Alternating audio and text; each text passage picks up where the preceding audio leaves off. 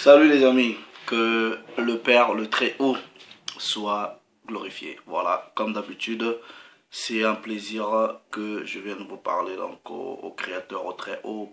Je rends toute la gloire au Christ, au Messie, au premier-né. Je lui dis un double honneur à toi mon frère qui prêche la parole de vérité au travers le monde. Que le Père se souvienne de toi, qu'il te visite et qu'il te bénisse. À la fille et au fils de mon peuple, à la fille et au fils des nations païennes, en tout cas à vous tous mes frères et sœurs qui aimez la parole de vérité, que le Père vous bénisse également, qu'il vous sanctifie corps, âme et esprit, que vos êtres entiers soient préservés sans souillure, c'est-à-dire irrépréhensibles jusqu'à l'avènement du Christ. Bon. Pourquoi êtes-vous si fasciné par Satan? Pourquoi êtes-vous si fasciné par Satan? Pourquoi vous êtes captivé par Satan? Pourquoi?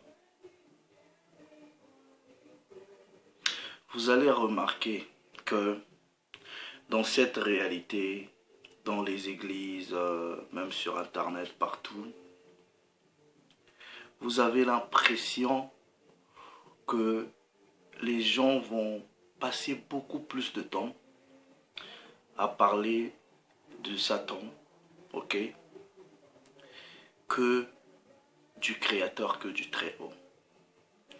Tellement ils ont passé du volume, du temps à parler de l'adversaire, ce qui fait que dans la conscience populaire, les gens ont beaucoup plus peur de l'adversaire que, en tout cas, de la crainte de Dieu.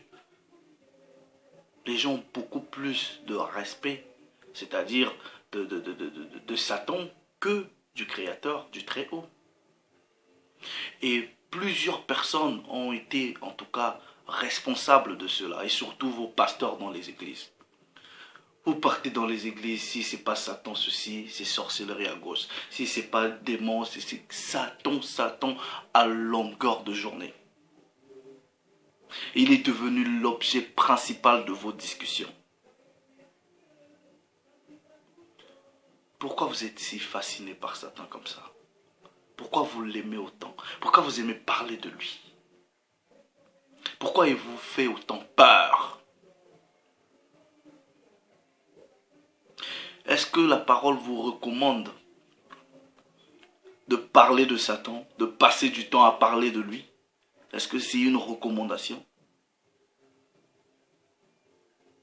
Et vous remarquerez que la plupart des gens qui se sont autoproclamés spécialistes de Satan, ok, je ne sais pas si vous remarquerez que la plupart d'eux n'ont jamais même pratiqué le satanisme, n'ont jamais même pratiqué un culte luciférien, ok, mais ils se sont autoproclamés comme ça spécialistes de Satan. Ils viennent parler de lui, ce sont les porte-paroles de Satan qui viennent vous faire des témoignages sur Satan, sur ce qu'il est, sur voilà. Mais est-ce que vous savez que, et ça je veux le prouver, avant même que vous veniez parler de Satan, vous devrez déjà vous rassurer que vous-même, dans la dimension physique, vous êtes quelqu'un de très très intelligent. Physiquement, c'est-à-dire vous avez une grande intelligence. Vous êtes grand mentalement. Et au-delà de votre intelligence physique, vous devrez vous rassurer que vous avez une dimension spirituelle hautement élevée, avant même de vous hasarder de venir parler de Satan. Pourquoi?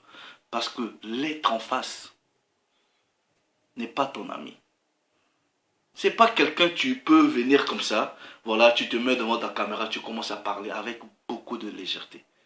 Mais vous avez une légèreté démesurée quand vous vous hasardez. Je ne sais pas qu'est-ce qui vous prend de venir parler de Satan comme ça. Mais vous rigolez. Vous voyez, quand vous lisez Jude, vous lisez aussi Pierre. On vous dit quoi? Qu'est-ce qui s'est passé à Sodome et à Gomorrhe? Vous voyez les propos que les gens de cette époque tenaient en face des entités spirituelles, qu'est-ce qui s'est passé? Qu'est-ce que le Père a fait? La parole nous dit, vous parlez des entités, vous parlez des choses que vous ne maîtrisez pas. Mais si vous le faites, c'est pour votre propre ruine. Vous partez dans les assemblées, c'est démons, ceci, c'est ça. C'est-à-dire, je vais vous donner un exemple. Faites une vidéo, mettez ce mot Satan ceci. Vous verrez beaucoup de gens vont venir sur cette vidéo. Quand vous parlez des histoires de la loi, de Dieu, non, non, les gens s'en foutent. La crainte du Créateur, les gens s'en foutent. Faites très attention. Mais je vais quand même prendre un précepte ici pour voir qu'est-ce que la parole nous dit. Qu'est-ce que la parole nous demande? Qu'est-ce que la parole, en tout cas, qu'est-ce que le Très-Haut attend de nous? Est-ce qu'il attend à ce que nous passons du temps ou donnons toute notre énergie à parler de l'adversaire? Vous allez remarquer que la plupart des gens qui se sont illustrés à être des spécialistes de Satan, là, vous sentez la passion quand ils parlent du diable. Vous sentez toute l'énergie, vous sentez toute la force. Tout ce qu'ils ont dans leurs entrailles, ça sort, ça se dégage. Ils sont fascinés de parler de Satan. Mais vous ne sentirez pas la même chose quand il s'agit de la loi de la parole. Jamais. Les histoires de Satan vous fascinent, vous captivent. Mais est-ce que c'est ce que la parole nous dit? Deutéronome, je vais introduire ce sujet. Deutéronome chapitre 10. Faites attention à la nature des mots qui vont être utilisés ici. Verset 12. Maintenant, Yasharal, maintenant Israël. Deutéronome chapitre 10, verset 12 à 13. Que demande de toi le Très-Haut, ton Créateur? Que demande de toi le Très-Haut, ton Créateur? Si ce n'est que tu le craignes, si ce n'est que tu le craignes, afin de marcher dans toutes ses voies, d'aimer et de servir le Créateur de tout ton cœur et de toute ton âme. C'est ce que demande de toi le Très-Haut.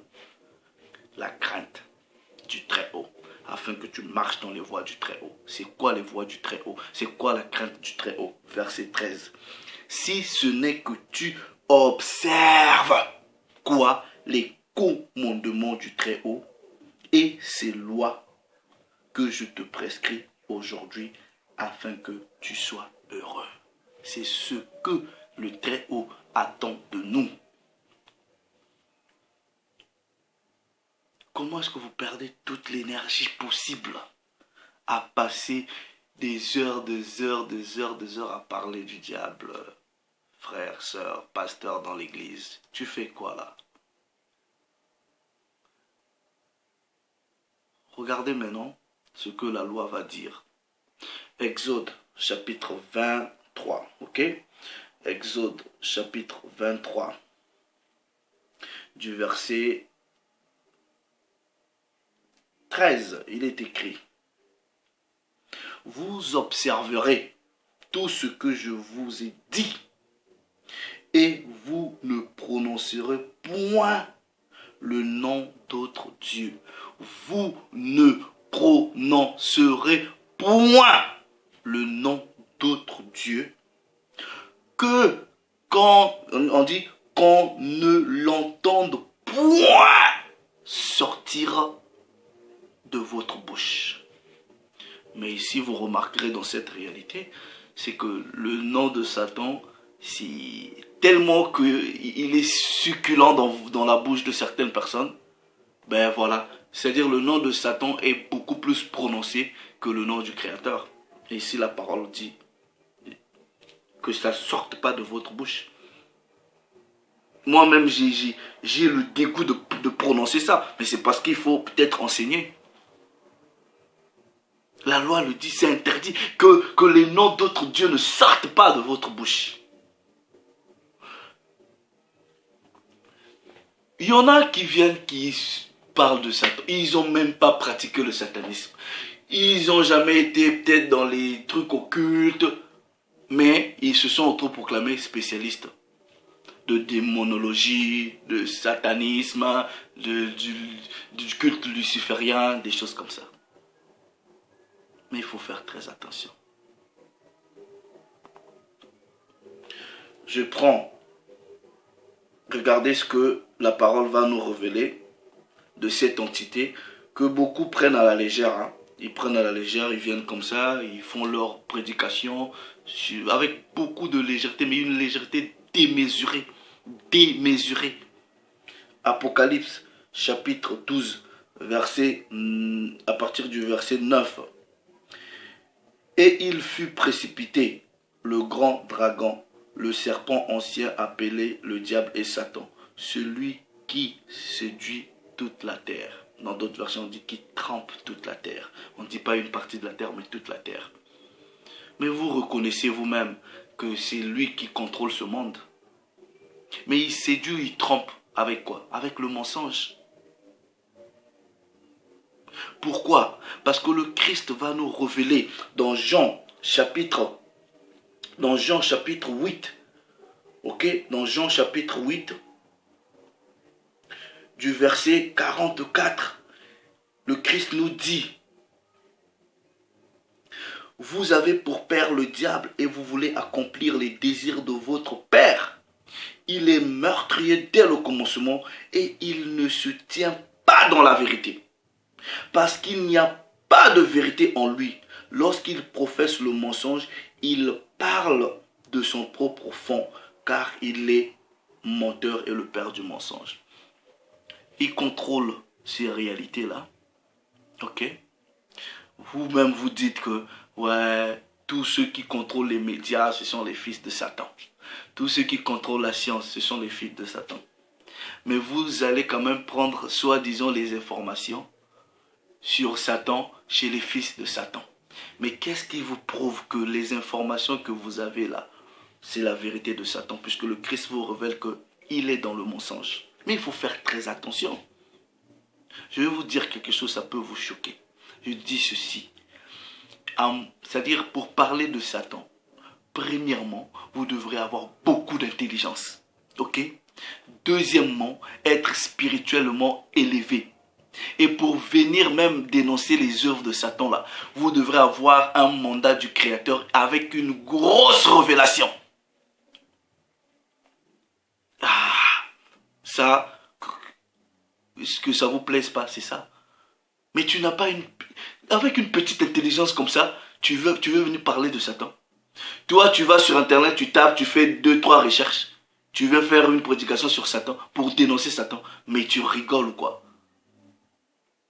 Tu vas, soi-disant, dénoncer Satan en utilisant les mécanismes que les fils de Satan créent ou que les fils de Satan contrôlent. Mais qu'est-ce qui te prouve que les informations qui circulent sur Internet sont vraies? Puisqu'on dit, le Christ dit que la nature de cet être-là, c'est le mensonge. Nous devons faire très attention. Il y a une différence entre acquérir de la connaissance, mais il y a aussi des choses qui sont plus importantes. Tellement que les gens parlent de Satan, vous avez créé ce qu'on appelle, comment on appelle ça? Égrégore, je ne sais même pas. Les gens ont maintenant peur. Mais vous n'avez pas remarqué que si vous parlez de la crainte de Dieu, là, les gens s'en foutent. Vous faites peur aux gens.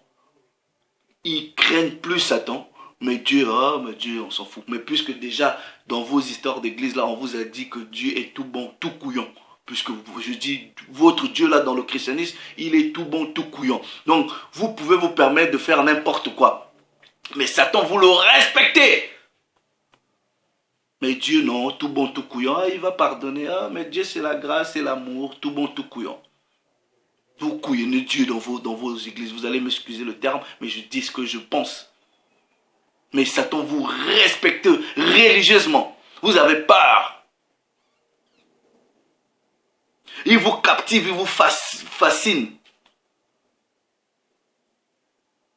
Mais la parole dit, c'est pas l'objet de notre conversation. Même dans Sirach, que ta conversation soit basée sur la loi. Toute l'énergie, toi, que tu as là, toute la force et même l'intelligence que tu as, concentre ça sur la loi, les préceptes, les commandements. Je discutais avec deux frères, et il y avait une sœur, on discutait ces histoires. Je dis, mais pourquoi vous dans vos églises là, c'est toujours les histoires de démons, sorcellerie, blocage ceci, blocage cela, de gauche à droite, Satan, démon. J'ai dit, mais moi personnellement, là, moi ces choses-là, je vis pas ça. Je sais même pas ce que c'est. Pourquoi ça m'arrive pas?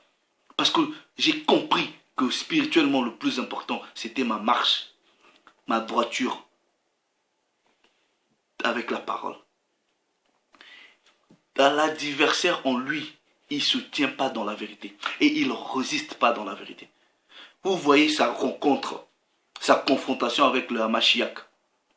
Vous avez vu comment, soi-disant, le Christ a prié, soi-disant, a chassé Satan ou les démons.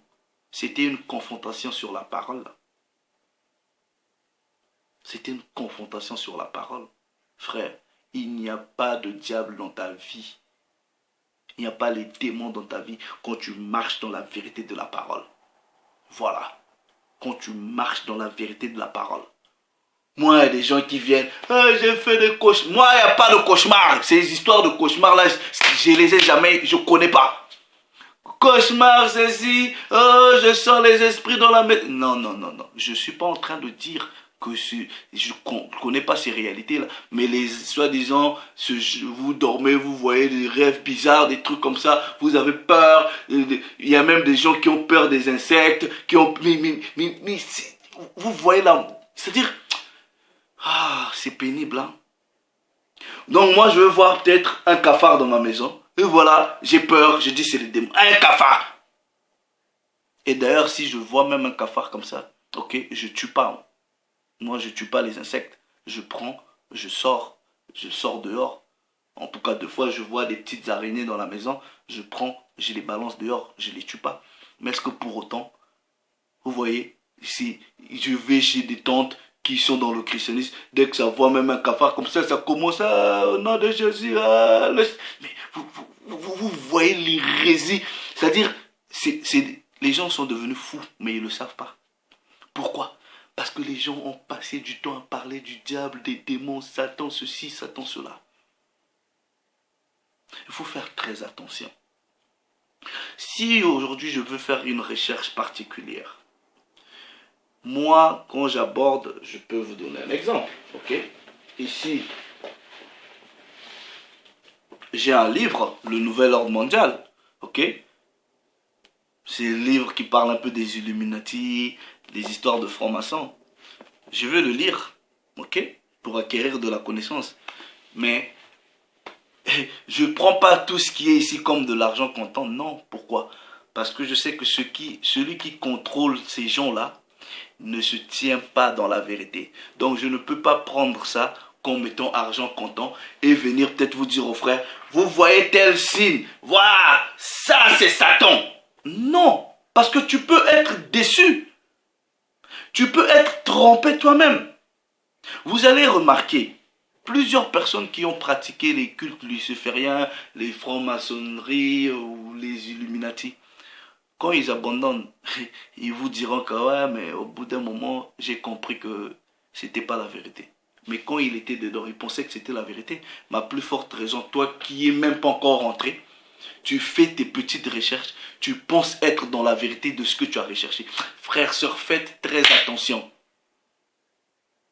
Faites très attention. Quand je lis, si je veux faire des recherches sur quelque chose, ok, je lis. Oui, ils peuvent révéler des trucs, mais je prends toujours ces choses-là sous réserve par rapport à ce que le Christ m'a dit. il ne se tient pas dans la vérité. Vous êtes sûr, réfléchissez, vous êtes sûr que vous partez sur Internet, on va vous révéler la nature complète de soi-disant Satan par ses mêmes fils. Mais est-ce que vous êtes sûr? Imaginez un peu, moi j'ai des enfants, je fais quelque chose de mal, vous venez demander à mes enfants, ils vont, en tout cas comme j'ai des filles, elles vont vous dire la vérité. Non, il y a toujours des choses qui vont être cachées, donc faites attention. Pourquoi vous vous spécialisez avec les histoires de Satan? Pourquoi vous vous focalisez sur ça? Et toi aussi qui me regardes, pourquoi tu aimes les histoires de Satan? Quand on te parle de la loi, de la crainte, des histoires de Dieu, ouais bah voilà, tout bon, tout couillon, ça rentre ici. Mais quand c'est des histoires de Satan là, ça reste dans vos têtes. Qui vous a ensorcelé? Comme Paul demandait aux Galatiens, qui vous a ensorcelé? Pourquoi vous êtes autant fasciné par Satan? Pourquoi? Pourquoi vous êtes autant fasciné par Satan? Frères, sœurs, je vais vous dire quelque chose. Toutes les recherches que vous partez faire, soi-disant là, faites très attention. Faites très attention. Moi, il y a des gens qui viennent, qui font des vidéos, soi-disant, oh, vous avez vu tel président, il a fait tel signe, il a fait ceci, il a fait tel signe, c'est un Illuminati, c'est un franc-maçon. Vous pensez sérieusement. En tout cas, vous pensez que sérieusement, dans la véritable spiritualité, c'est vos histoires de signes physiques là. Sérieusement, dans la véritable spiritualité, vous pensez que ce sont des petits signes, soi-disant les signes des francs-maçons, les signes des illuminés. Vous pensez vraiment? Mais vous rigolez, hein. Tous ces trucs-là, c'est des bêtises. Tous ces trucs-là, c'est des bêtises. Faut pas blaguer avec la haute. Vous pensez par exemple, ok, je vous donne un exemple. Et ça, vous voyez, si quelqu'un a l'esprit de Dieu et vous avez l'esprit de Dieu, est-ce que cette personne-là a besoin de vous ouvrir la Bible par exemple pour que vous sachiez qu'il a l'esprit de Dieu? Vous voyez la femme là, quand elle avait vu les apôtres, elle avait reconnu la marque de la présence de Dieu dans les apôtres. Ils avaient fait quel signe?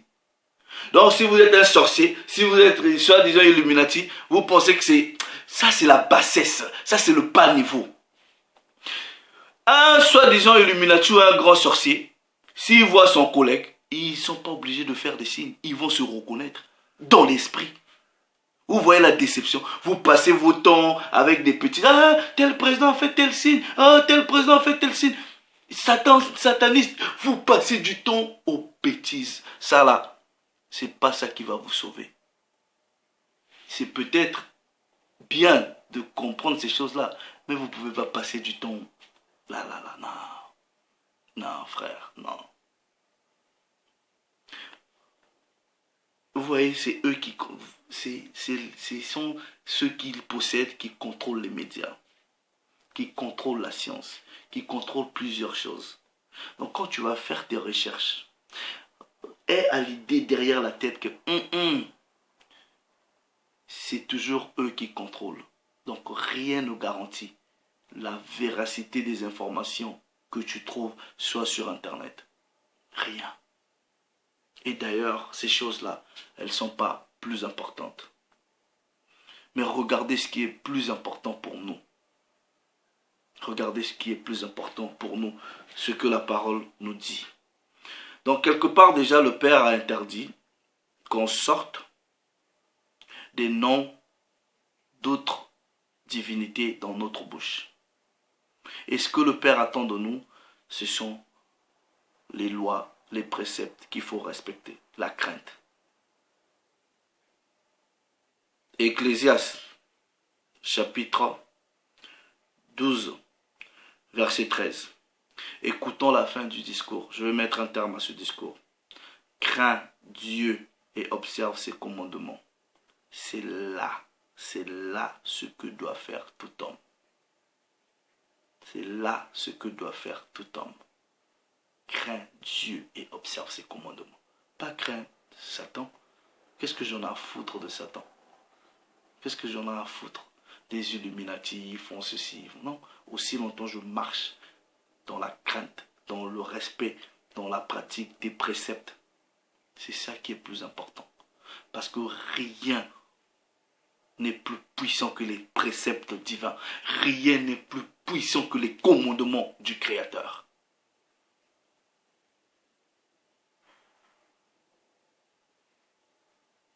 Vous avez du zèle pour les choses de Dieu, mais ajoutez à votre zèle de l'intelligence, mais de l'intelligence spirituelle. Donc, frère, sœur, avant que tu viennes parler de Satan, rassure-toi que tu es vraiment quelqu'un de très très intelligent, physiquement, avec une grosse mentalité, ensuite avec une grande spiritualité, et que tu as reçu la révélation et le mandat du Père. Mettez pas vos sentiments parce qu'il faut prêcher aux gens, faire des serments, parce qu'il faut prêcher aux gens. Faites attention. Parce que ce que vous faites, il y a des gens qui vous observent, vous êtes un pasteur, les fidèles à l'église, vous faites des prédications, vous mettez la peur dans la tête de gens. Les gens ont beaucoup plus peur de Satan que de Dieu. Mais non, l'énergie là que vous perdez, toute la force, le temps que vous partez faire les recherches, prenez seulement ce temps-là. Faites les recherches, l'énergie là, prenez-la, mettez-la dans l'enseignement des lois, des préceptes, dans la véritable parole. C'est ce que les gens attendent. Pas la crainte. Pas la crainte de l'adversaire. On n'a rien à foutre de lui.